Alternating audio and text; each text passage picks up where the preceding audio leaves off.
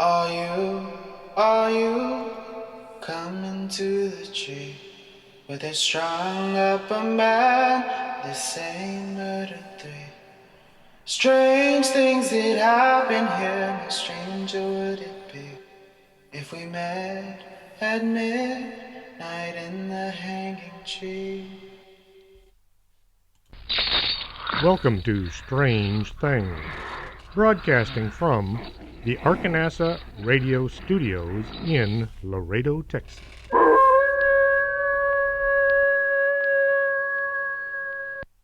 And welcome to the show. I'm your host, Chris James. Liz C. had asked me to look into a story involving a nun who had been abducted by aliens back in the 70s or 80s. It was an interesting story that she had bits and pieces of, so I did some digging and searching, trying to find the story. When I couldn't find anything, I started contacting all my friends in MUFON, and they contacted their friends. The next thing I knew, I had a lot of people out there all looking for this story, and unfortunately, we were never able to find any story. So I wasn't able to do it. So, Liz, I hope you understand. Sometimes we just can't get these stories out. If I do find anything, I will do a show on it. So, tonight's show was requested by David Subeth.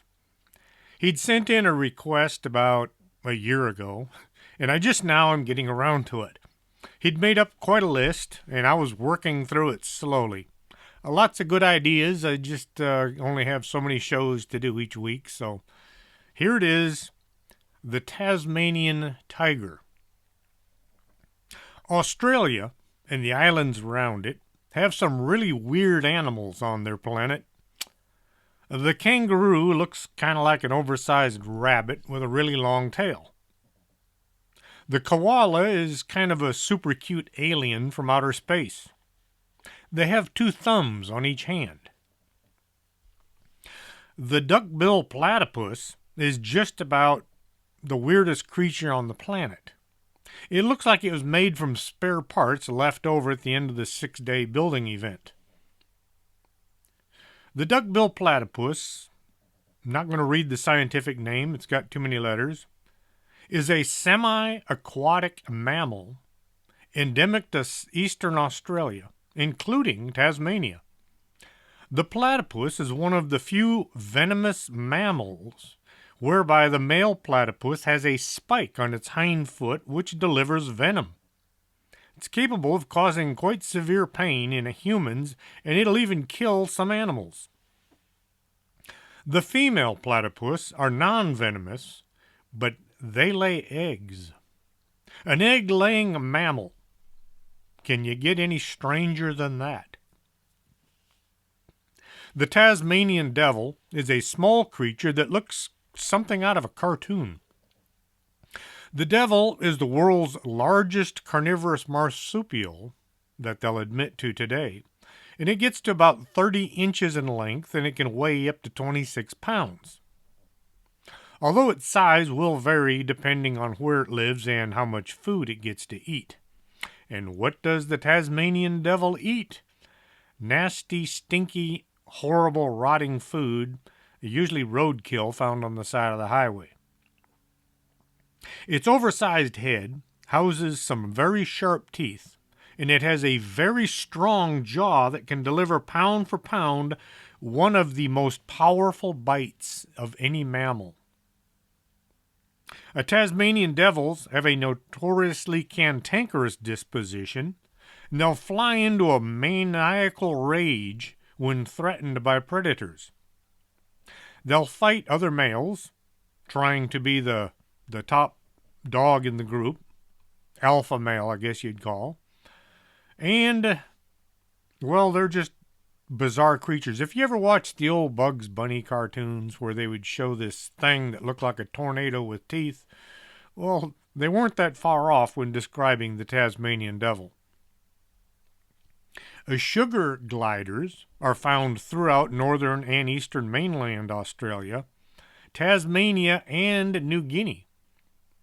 These gliders are highly social omnivores, which means they'll eat anything, but they really like sweet things, thus the name sugar glider.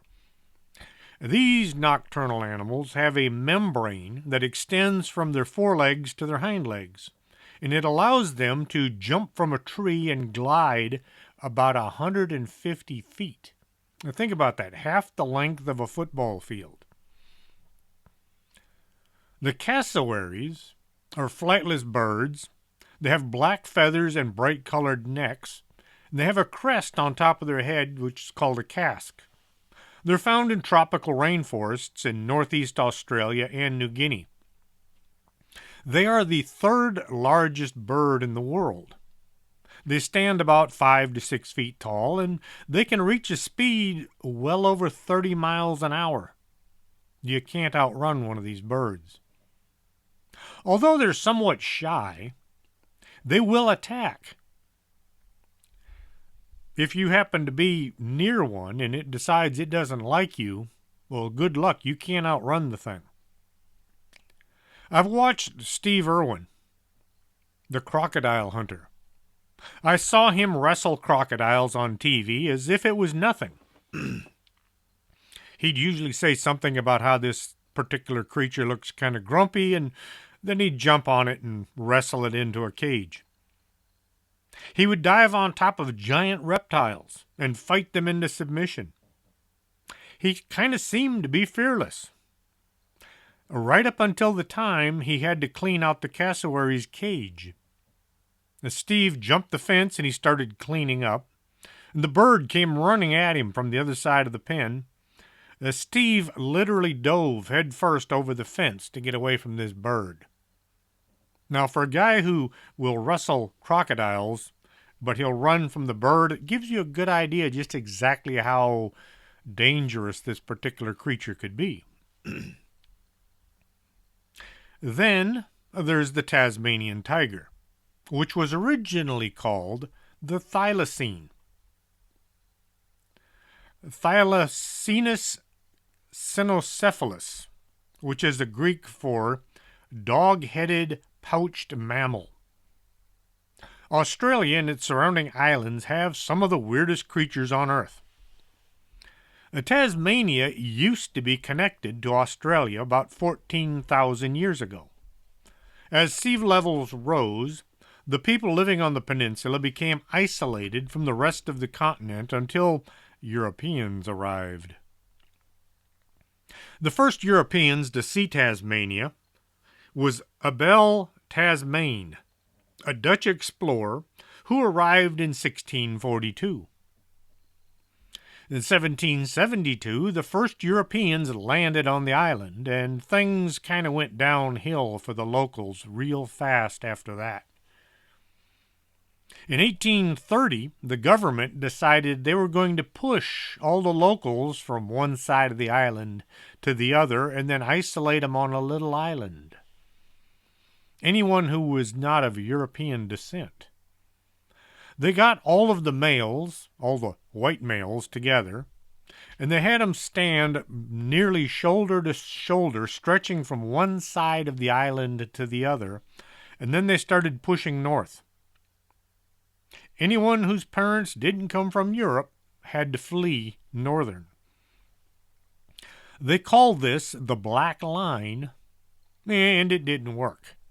However, disease and murder did the trick, and today there are no full-blooded Palawa or Pakana left on the earth.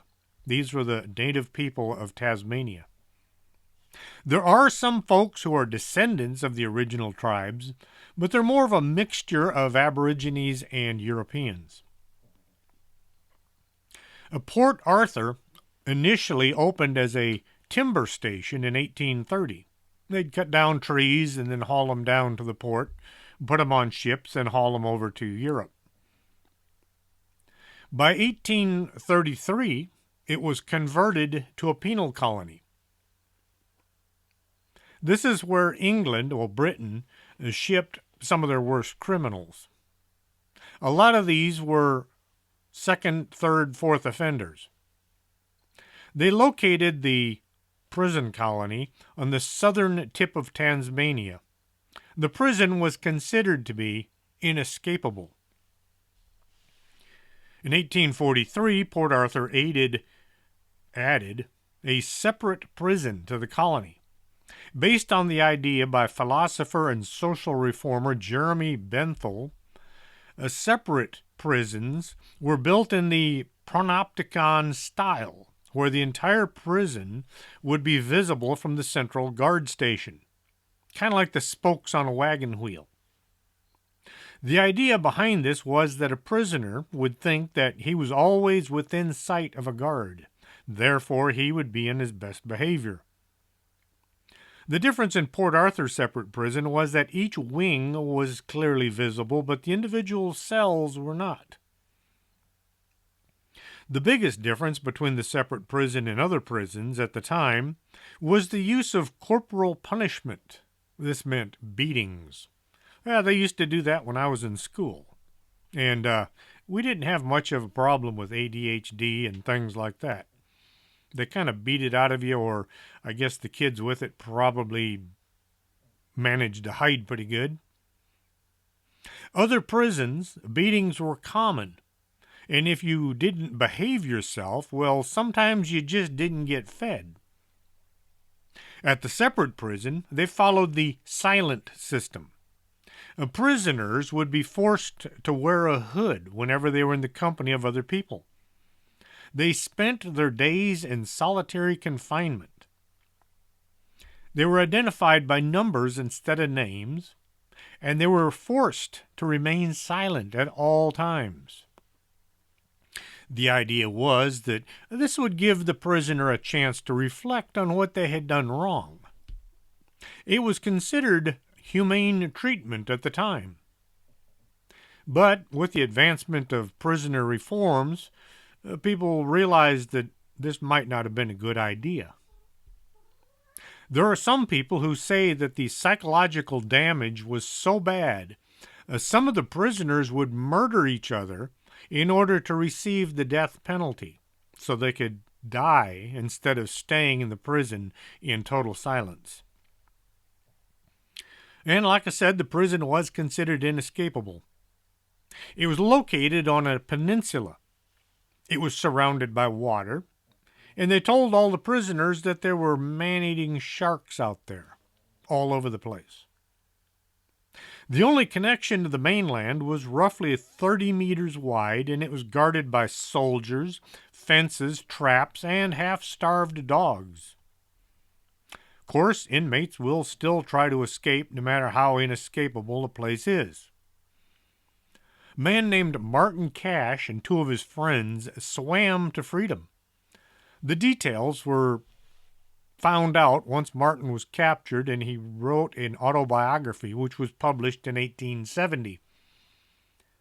However, the weirdest and most fascinating escape was by a man named George Billy Hunt. He disguised himself as a kangaroo by getting the pelt of a kangaroo and putting it over his body and stuffing padding in where it was appropriate. What he didn't realize is the guards didn't receive a whole lot of food. So, if they spotted a kangaroo, well, that meant they had more food. When the guards saw Hunt hopping across the yard, well, they shot him, thinking he was on for dinner. When they discovered it was actually a man, he received 150 lashes for his attempted escape. I imagine he was probably just glad that they didn't eat him. Port Arthur had their own island cemetery. It was known as the Island of the Dead.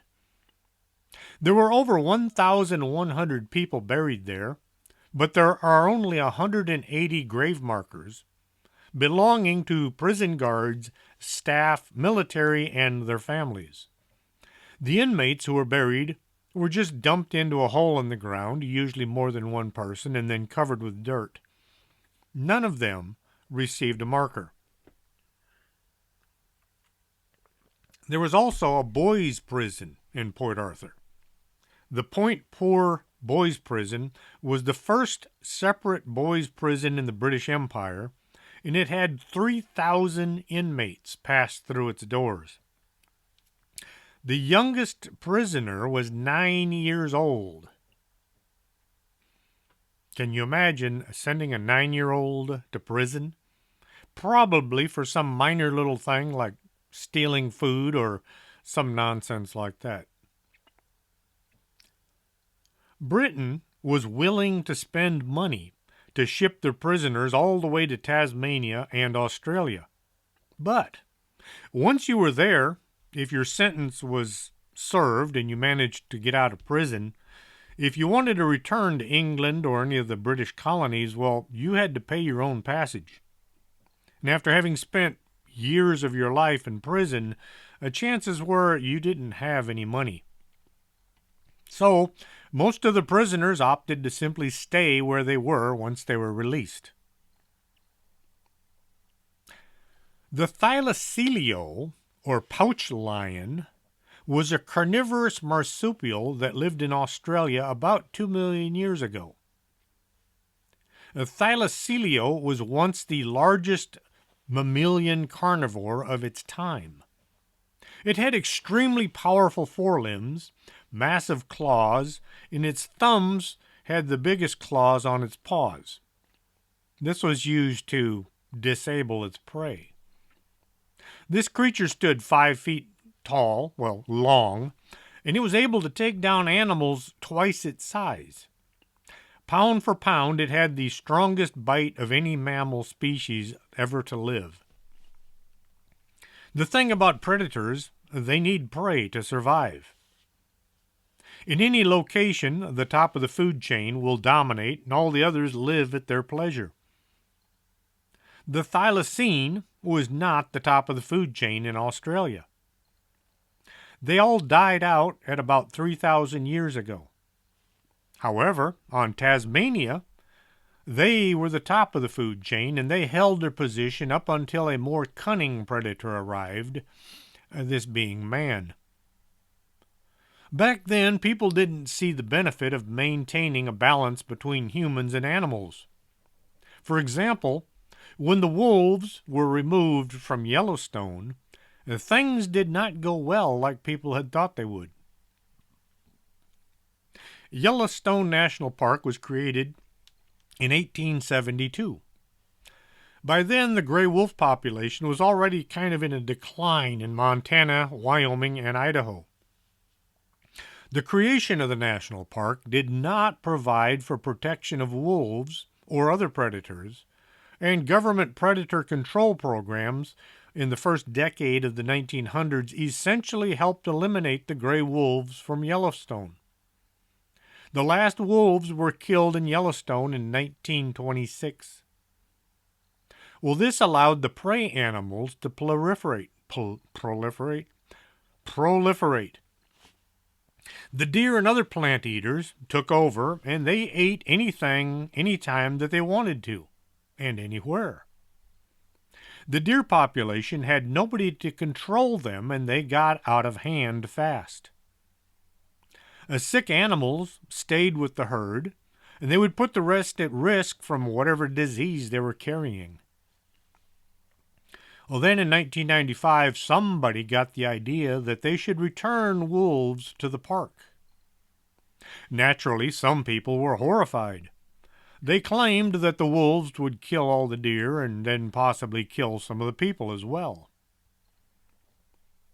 Actually, the wolves kept the herds in check, and it caused the deer population to become healthier by eliminating all the sick and injured. The plants have become better as well, since the deer only eat plants where and when they can. Now the entire park has benefited from the wolves.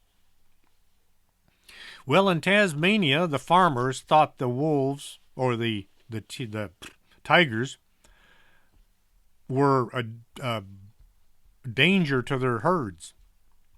They wanted to eliminate anything that would kill their sheep. Something had to be done to protect these animals because that meant money. Not just money for the farmers, but also money for the politicians. Well, the first thing they did was they changed the name from thylacine to Tasmanian tiger. It sounded more dangerous. Then they put a bounty on the tigers' heads to encourage people to hunt them. In 1888, the same year that Jack the Ripper was stalking the streets of London, the Tasmanian government was paying £1 per head, which is the equivalent of £100 today. That would be about $132 here in the United States for each and every Tasmanian tiger that they killed. Most marsupial species, only the female have a pouch, which they use to incubate and protect their newborn joeys, as opposed to placentile male mammals, which produce their fetuses in an internal womb. Pouched mammals give birth outside the pouch. The babies, which are all called joeys, have to find their way into the pouch. All marsupial babies are called joeys. Oddly enough, Tasmanian tiger males also had pouches, which covered their testicles, and I guess it was a good thing in case they got into a fight with another male. You don't want to get bit down there. Although Tasmanian tigers looked like dogs, they didn't walk or run like modern canines, and they certainly didn't lend themselves to domestication. When startled, thylacine briefly and nervously would hop away on their hind two legs. Eyewitnesses attest that they move stiffly and clumsily at high speed, unlike wolves or big cats. Presumably, this lack of coordination didn't help when Tasmanian farmers mercilessly hunted them down, and they also had dogs that would chase the thylacine. And the dogs could outrun the Tasmanian tigers. Until recently, paleontologists speculated that Tasmanian tiger was a pack hunter, capable of hunting cooperatively like wolves do to bring down much larger prey, such as what was known as the giant wombat, that was about the size of a small car, and they weighed over 2 tons. However, a recent study has demonstrated that the thylacine possessed comparatively weak jaws compared to other predators, and would have been incapable of tackling anything bigger than a small wallaby or maybe a baby ostrich. There were a bewildering variety of ancestral marsupials in Australia during the Pleistocene epoch, so it can be a challenge to sort out the eventual relationship of any given genus or species. It was once thought that the Tasmanian tiger was closely related to the Tasmanian devil, but now they've discovered evidence that says that the Tasmanian tiger is actually related to the numbat, which is a banded anteater, a much smaller and less exotic beast that eats ants. So the Tasmanian tiger was actually related to the anteater.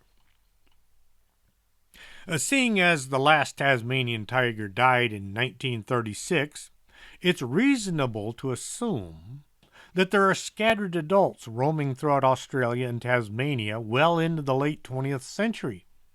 But any sightings since then are the result of wishful thinking, according to the experts. Even American millionaires and billionaires have gone so far as to offer hundreds of thousands of dollars for anyone that can capture a living thylacine. The Australian news magazine upped the prize to $1.25 million. So far, there haven't been any takers, but then if you had been hunted to near extinction, how likely would you be to linger around someplace where somebody might capture you? Mary Grant Roberts was born in Hobart in 1841. She had a strong commitment to what was called social justice, and she frequently contributed a lot of money to things like the Prevention of Cruelty to Animals, the Wild Game Preservation Society, and other charities. In 1877, her and her husband bought a 2-acre plot of land in the field known as the Sandy Bar, which was the outskirts of Hobart. They went into a 2-year construction program where they built a huge mansion with an enormous plot of land just next to the house. It wasn't long before she began collecting animals. Her and her husband would pay hunters to bring in live specimens that they would then put in small cages throughout the property so that people could come and see them. Though Mary wasn't trained formally as a scientist, she was very passionate about the welfare of animals and conservation. She took in a collection of exotic birds and native animals all over her property. She is recognized as being the first zookeeper to draw attention to the Tasmanian fauna. In 1895, Mary opened the Bermaris Zoo and introduced the public to over 120 species of birds, both native and exotic, and slowly her zoo began to grow. She preferred the interactions she had with several native Tasmanian mammals, things like the wombat, thylacines, and Tasmanian devil. She would show these to people who would come to visit the zoo, and she would explain to them how these creatures lived. During her time running the zoo, Mary exhibited 16 thylacine.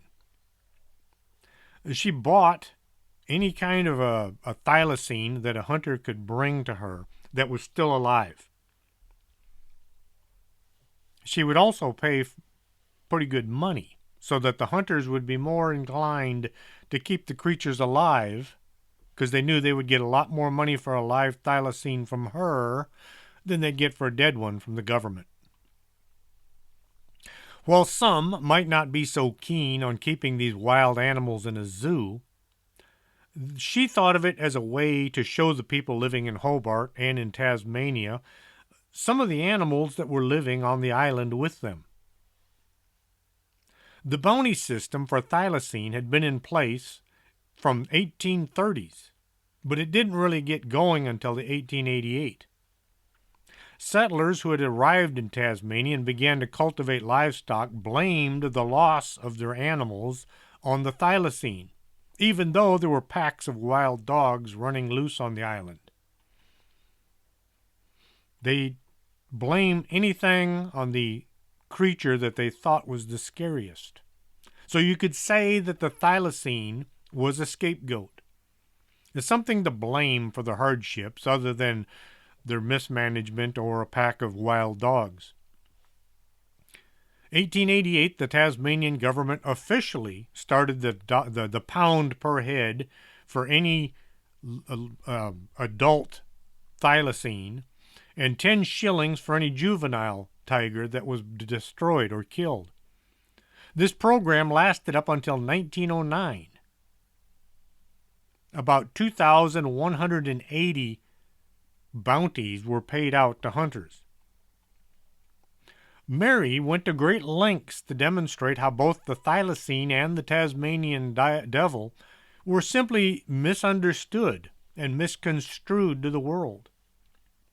In 1913, she was the first person to breed Tasmanian devils in captivity. She wrote a paper called The Keeping and Breeding of Tasmanian Devils, which was published in the Zoological Society of London in 1915. Now, keep in mind, not only was she not a scientist, she was a woman. And back then, women weren't supposed to do things like that, but she did anyway. In her paper, Mary detailed the relationship between the mother and her newborn Joeys. Mary's thylacines were photographed by many of the zoogoers. In fact, if you look at photographs of any Tasmanian Tasmanian tiger, it was taken more than likely at her zoo. 1911, Sir Harry Barron, the governor of Tasmania, declared that Mary Roberts had tamed the Tasmanian tigers. But then he quickly added that he would not wish to get into a cage with them. When asked if there were any creatures in her collection that she was fearful of, Mary would say she was on the best of terms with all of the creatures except for the bronze-bested Burmese peacock, which was a savage brute. So even she was more afraid of a bird than of a Tasmanian tiger. Mary's efforts to showcase the Tasmanian devils and the thylacines in a different light was the start of something a lot bigger than people had expected. In the early days of the 1900s, when humanity and animals and when humanitarian treatment of animals was not something that people discussed, she was a forerunner for that sort of activity. She was a leading conservationist back when there were no conservationists.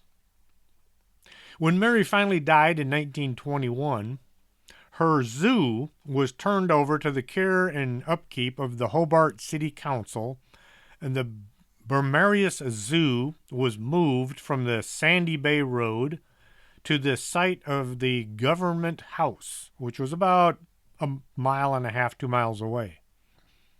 The zoo quickly reopened under the same name, but it didn't last for very long. Now, shortly after the zoo was moved, the Depression set in, and the Bermarius Zoo closed it down in 1937.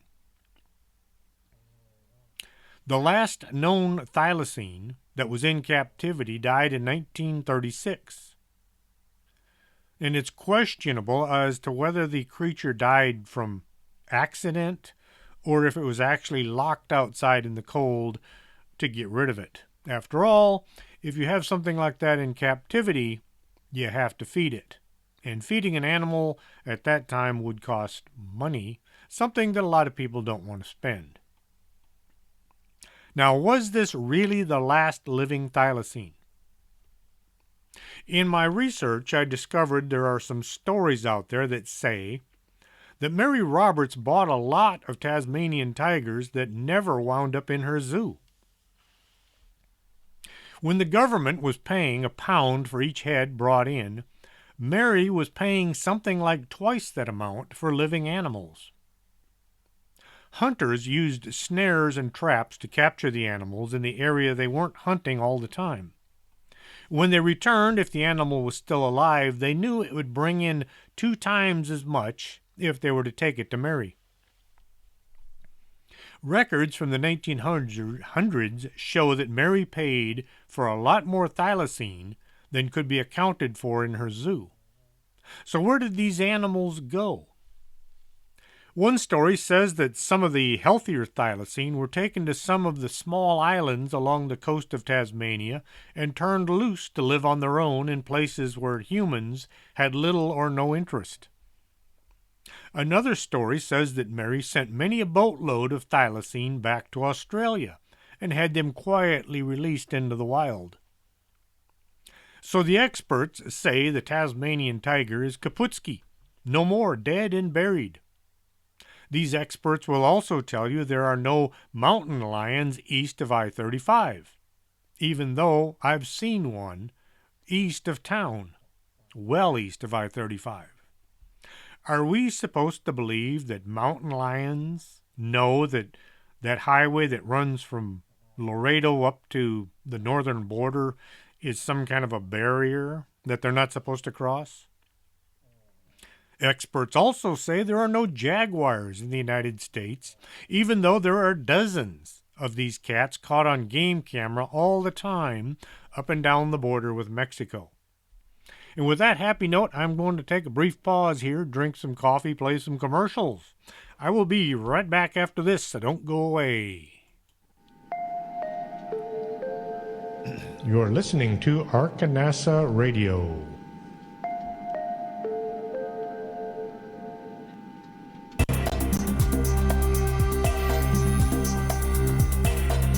Did you hear a bump in the night and you think it just might be a ghost? Contact the Laredo Paranormal Research Society at laredoparanormal@hotmail.com. That's the LPRS for all your otherworldly needs.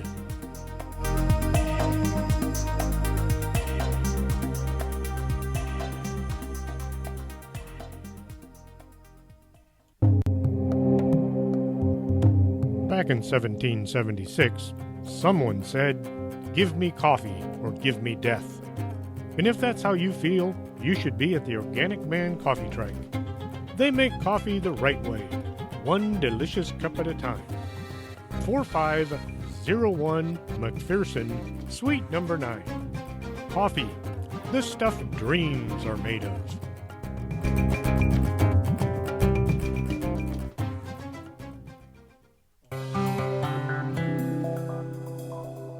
Are you taking care of your skin, or are you going to wait and see how time treats you?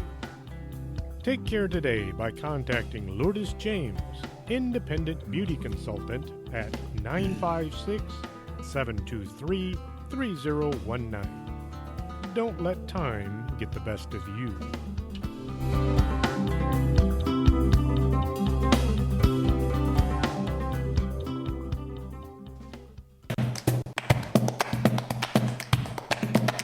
Did you go out UFO hunting and couldn't focus on the sky?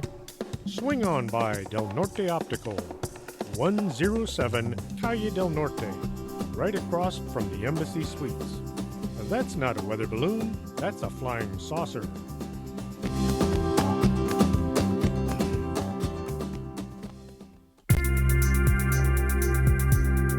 This is Arkanasa Radio you've been listening to.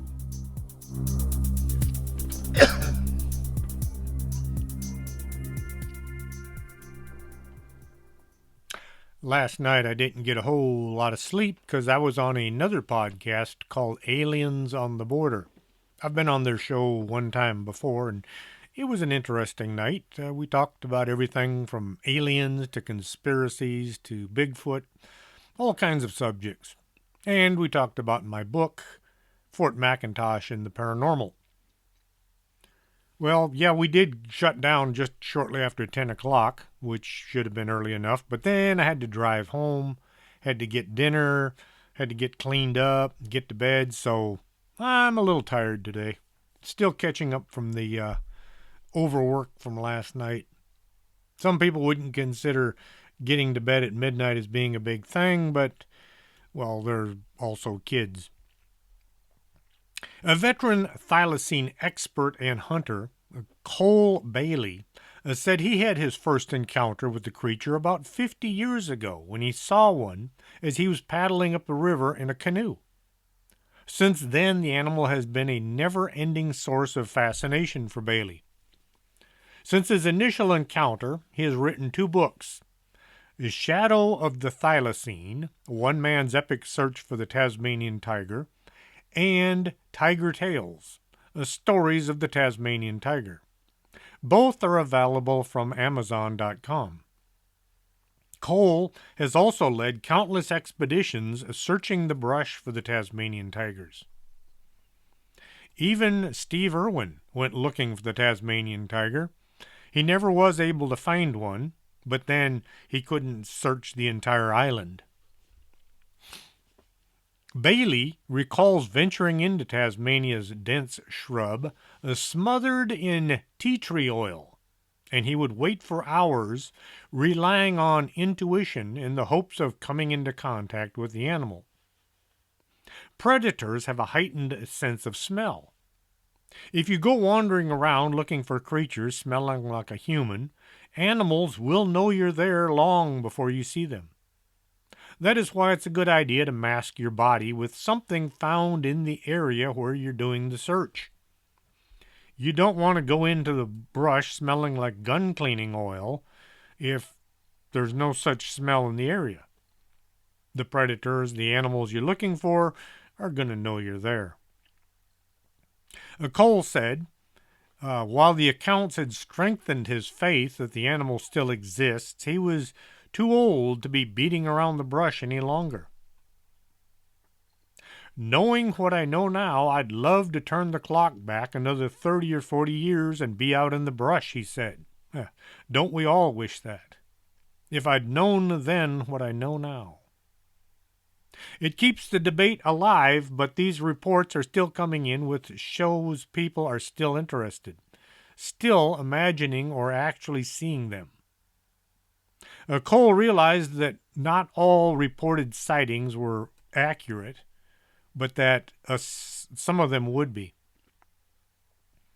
A man reported in that he believes he saw a thylacine on his land about 7 years ago, in 2011.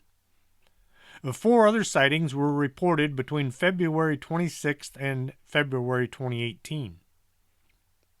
One report last February said that 2 people visiting Tasmania from Australia were driving with an animal with a stiff tail and a striped back end walked onto the road.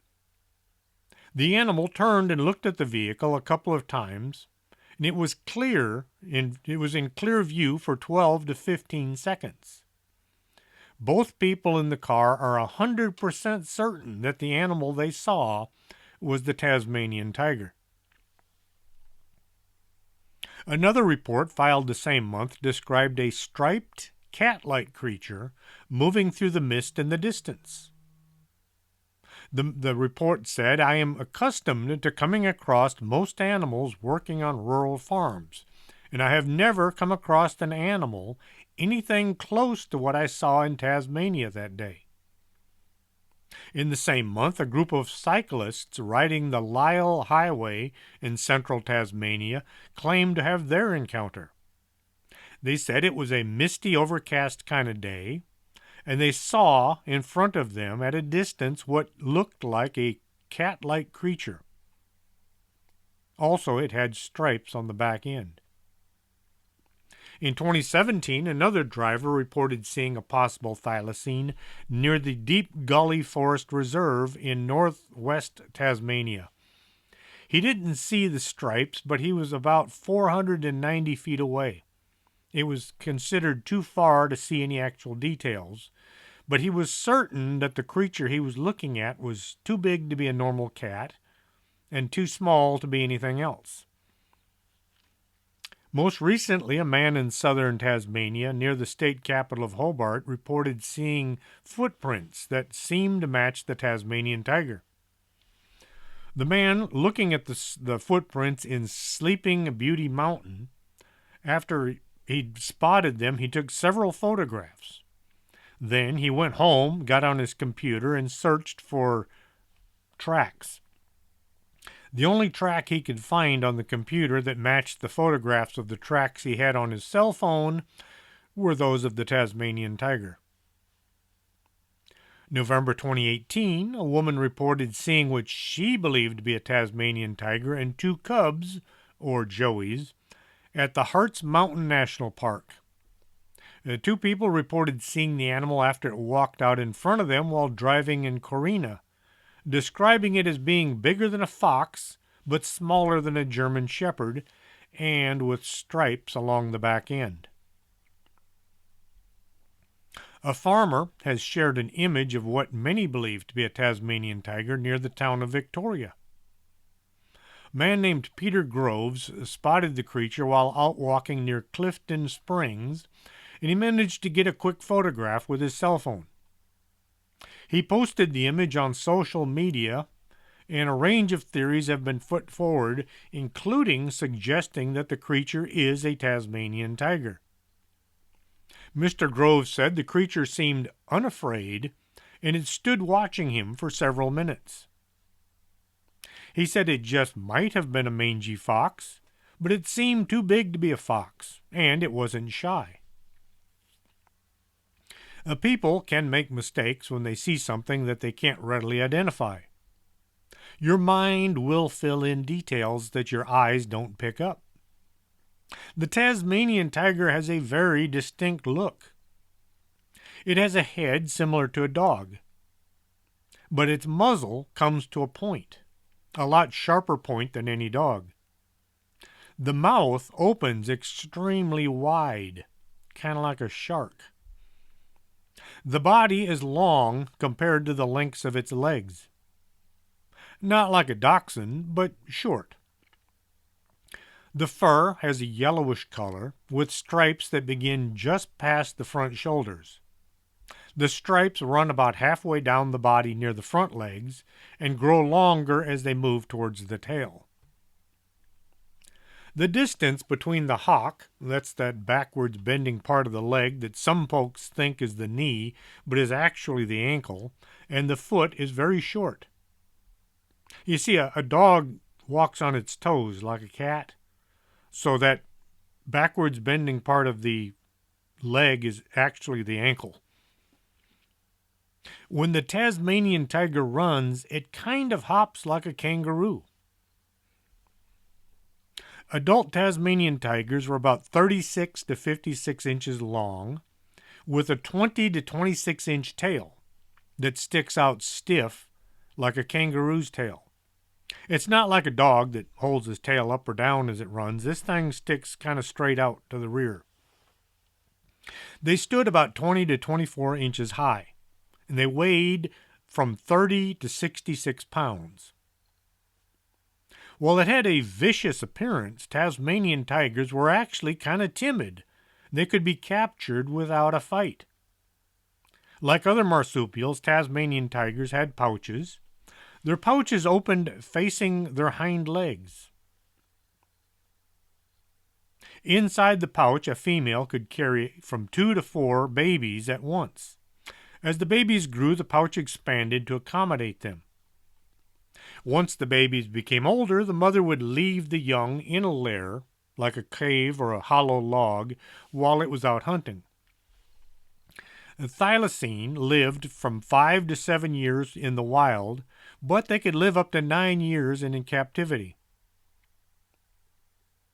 The whole reason for the Tasmanian tiger being hunted down was the sheep farmers claiming their animals were being hunted and killed. The farmers never saw the tigers actually killing their livestock, but they needed a scapegoat for the sheep that were turning up dead or missing. There were no wolves running around that part of the world, no bears or coyotes to lay the blame on. The thylacine was the biggest predator in the area, so it just had to be the cause of dead and missing animals. The thylacine was supposed to run up to the sheep, grab its head in the mouth, and then crush the skull with its jaws. This was before scientists said that the thylacine didn't have enough jaw muscles to do this. Long after the damage had been done, scientists studying the jaws of the thylacine discovered there was a huge problem in blaming them for sheep death.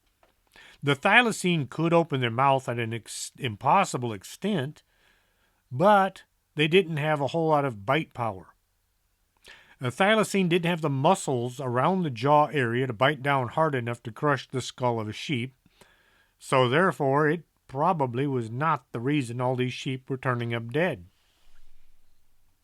Studying the jaw structure and muscle attachment, scientists have come to the conclusion the thylacine were hunters of small animals. Rodents and young animals were more in line with what the Tasmanian tiger was capable of handling. This, combined with reports that tigers were relatively docile, when being handled by Mary Roberts and her workers. Some scientists are entertaining to watch. They want to clone the woolly mammoth. You know, those giant elephant-looking things that used to roam the earth 10,000 years ago? Yep, there are scientists out there looking for viable DNA to use in an effort to bring back the monster elephants that haven't been seen on this planet in thousands of years. Why?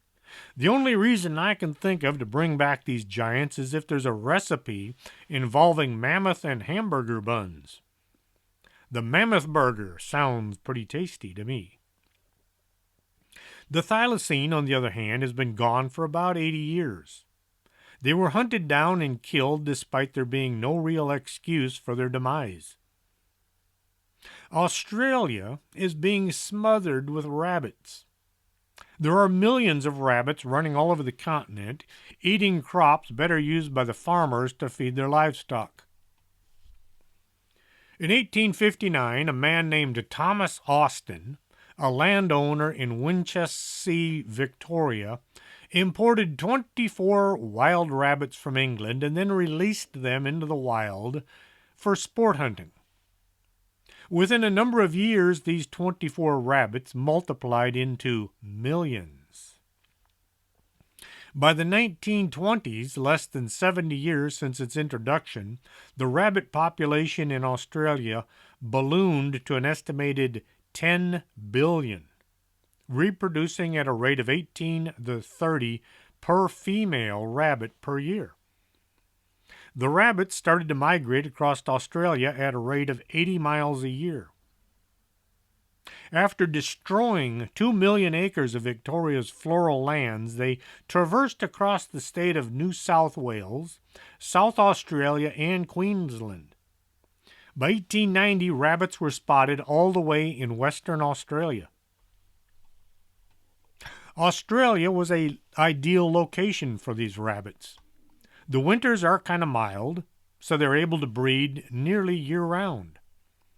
There's an abundance of land with limited industrial development. There's a lot of low vegetation which provides them with shelter and food. And there are no known predators on the entire continent. Currently, the Currently, the rabbits living in Australia are guesstimated at 2.5 million square miles of Australia, with a population of 200 million rabbits. Just over 40 years after the rabbits were released, folks discovered the mistake. Rabbits were taking over the country. Having no natural predators, rabbits were breeding like, rabbits. So the people decided to do something to keep the rabbits out of the crops that were needed to feed people. Stretching from north to south across the Western Australia, dividing the entire continent into two sections, is a flimsy barbed wire fence that runs 2,023 miles in length. The fence was erected in early 1900s to keep the wild rabbits out of the farmland on the western side of the continent. Today, the rabbit-proof fence is also called the state barrier fence, and it's supposed to keep any animals from going into the area where the crops are being grown. Well, naturally, like anything built to stop something, the fence didn't work. So they built a second fence, and then a third fence. And yet, there are still rabbits on the western end of Australia. They have too many rabbits with nothing to eat them. Just a thought. If the thylacine could be brought back by either finding a few live ones and breeding them, or through cloning, maybe the Tasmanian tiger would discover a taste for Hassenpfeffer, also known as rabbit stew. The biggest problem is any time people try to manipulate nature, nature pulls a fast one and we wind up in trouble. If scientists do clone the Tasmanian tiger, and the tigers get loose and run wild, they are a natural part of the landscape, kind of like returning wolves to Yellowstone. And the tigers have only been gone for about 80 years, so it's not a huge impact on the ecosystem. On the other hand, if scientists clone the woolly mammoth and they get loose, well, there goes the whole neighborhood. A mammoth isn't going to hide in your backyard and eat small animals. It will tromp over your fence, maybe tear down part of your house, stomp on the hood of your car. You'd be dealing with an 18-foot tall, 6 to 8 ton animal that has been extinct for over 10,000 years. This would kind of mess things up.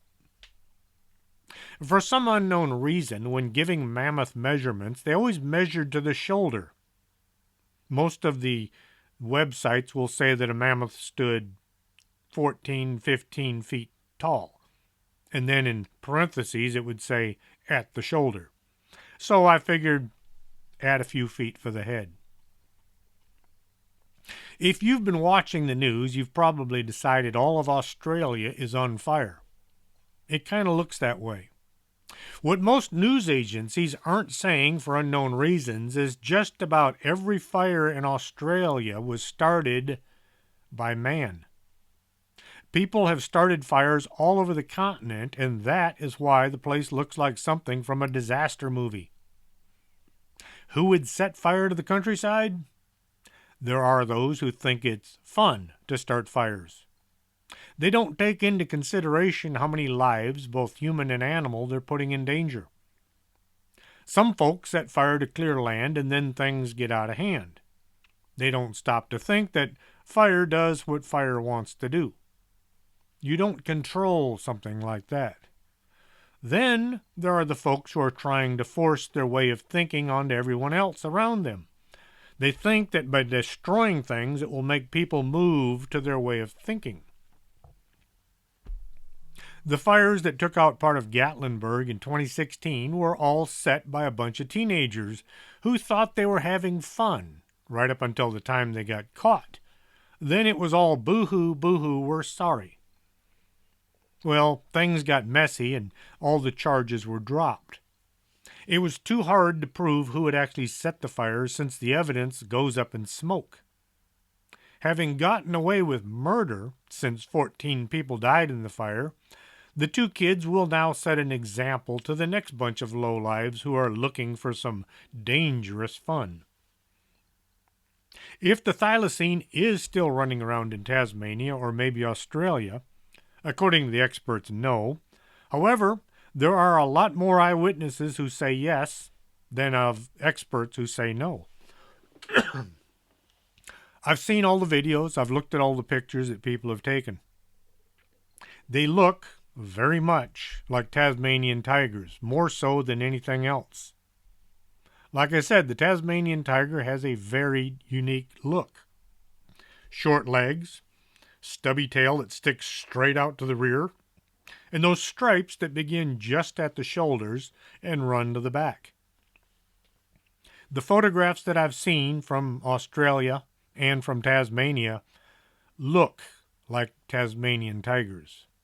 So my opinion, which isn't worth very much, I would say that the Tasmanian tiger is very much alive, but also very much hiding from man, which, considering how they've been treated in the past, not a bad idea.